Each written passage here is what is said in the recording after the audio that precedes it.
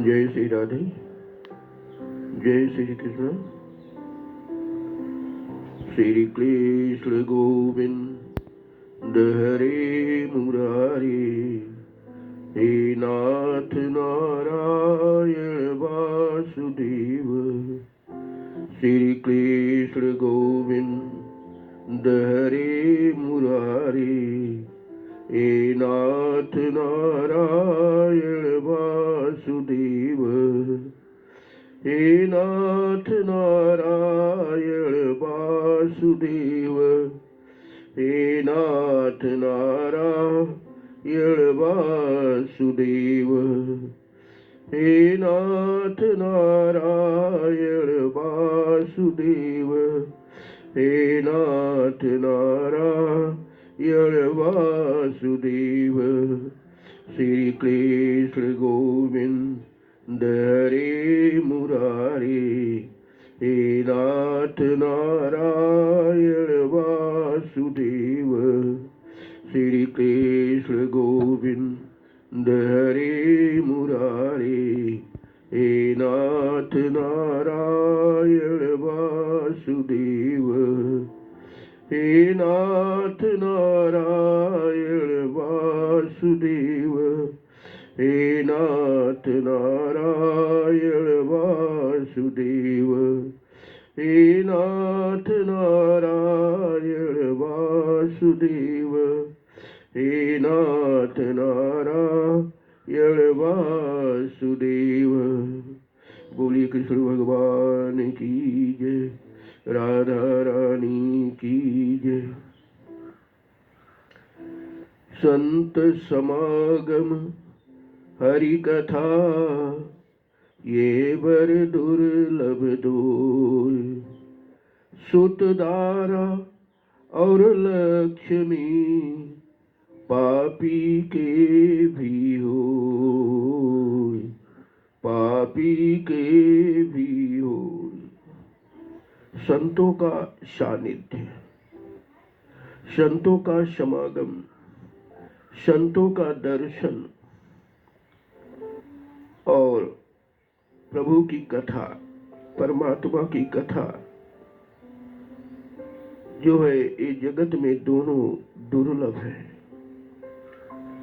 पुत्र पुत्री और धन तो सबको मिल जाता है, लेकिन मानव शरीर पाकर सत्संग मिलना बहुत कठिन होता है। संतों का समागम बड़ा कठिन होता है। भगवान की कथा बहुत कठिन होती है, और अगर आपका मन इधर लगता है तो लोग आपकी खिल्ली उड़ाएंगे, आपको आपके ऊपर हंसेंगे कि बहुत ही भक्ति जाग गई। सत्संग वह हमें विवेक देता है, अच्छे बुरे का ज्ञान कराता है, सन्मार्ग और कुमार्ग का ज्ञान कराता है, अनुकूलता प्रतिकूलता का वह ज्ञान कराता है। तो बिन सत्संग विवेक न होई, राम कृपा बिन सुलभ न सोई। बिन सत्संग विवेक न होई, राम कृपा बिन सुलभ न सोई। बिना सत्संग के विवेक नहीं होता है, और वह जो है भगवान की कृपा होती है। कई जन्म जन्मांतर के पुण्य का जब उदय होता है, तब आपका मन संत समागम में लगता है, संतों के दर्शन में लगता है, संतों के सानिध्य में लगता है। मानव जीवन क्षणभंगुर है। श्रीमद् भागवत में एकादश स्कंध में आया है कि दुर्लभो मानुषो देहं देहिनां क्षणभंगुर, तत्रापि दुर्लभं मन्ये वैकुंठ प्रिय दर्शनम।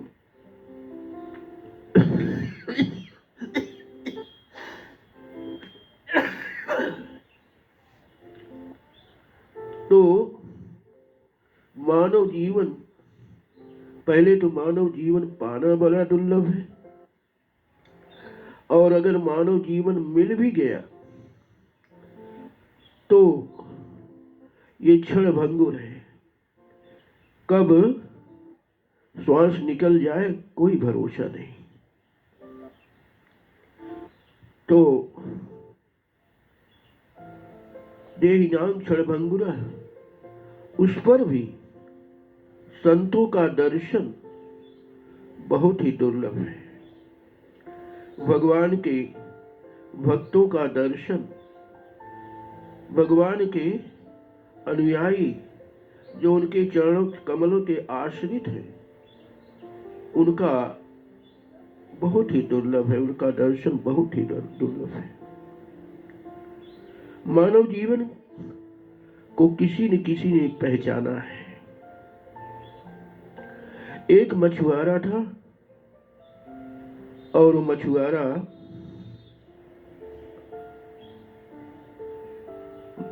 की पत्नी थी मछुआरी। कई दिन से मछलियां पकड़ में नहीं आती थी, और मछलियां जो पकड़ में नहीं आती थी तो 2-3 दिन लगातार ये भूखे रह गए।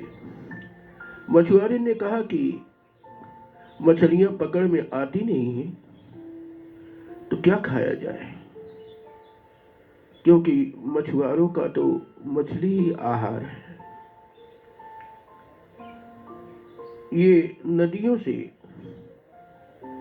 तामसी प्रवृत्ति के होते हैं और नदियों से मछली पकड़ करके उन्हीं का आहार करते हैं। मछुआरे ने कहा कि घबराओ मत, आज तो मुझे आधी रात में जगा देना, मैं अर्धरात्रि में जाऊंगा, तब कोई मल्लाह नहीं रहेगा, कोई मछुआरा नहीं रहेगा, और मैं एकांत शांत में जाल को जल में डालकर, और उस समय मछलियां मुझे पकड़ में आ जाएगी। पत्नी को भूख लगी हुई थी, नींद तो आ नहीं रही थी, और तब उसने कहा कि 11 बजे रात में जगा दिया, सुनो जी उठो, अर्धरात्रि होने जा रही है। मछुआरा अपने कंधे पर अर्धरात्रि में जाल लेकर के सागर के किनारे पहुंच जाता है, और जब सागर के किनारे पहुंचा तो उसने जाल को सागर के जल में डालकर और निश्चिंत होकर के बैठ गया।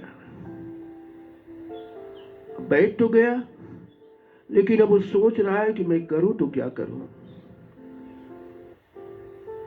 तो उसने देखा कि पास में कुछ काले काले पत्थर नजर आ रहे थे। अब वह सोचा कि चलो एक एक पत्थर सागर के जल में डालते हैं, और जब हम जल में डालेंगे तो वह जो है मेरा समय बीत जाएगा, और तब तक मछलियां भी जाल में फंस जाएंगी। और वह जो है इस तरह से जब कहा, विचार किया, तो एक एक पत्थर वह नदी में सागर में फेंकने लगा। फेंकते फेंकते सुबह हो गई। जब वह सूर्य की किरणें उन पत्थरों पर पड़ी तो वो चमकने लगा। मछुआरा की आंखें चमक उठी। उसने विचार किया कि लगता है जरूर कोई अद्भुत पत्थर है, मछली तो अभी बाद में मैं ले जाऊंगा पकड़ के, पहले मैं इसको बांध कर अपने घर में ले चलूं और अपने फटे पुराने वस्त्र में वह उस पत्थर को बांध करके घर पे ले गया। तो मछुआरे ने कहा कि क्या हुआ, मछली पकड़ में आई? बोले मछली तो पकड़ में नहीं आई,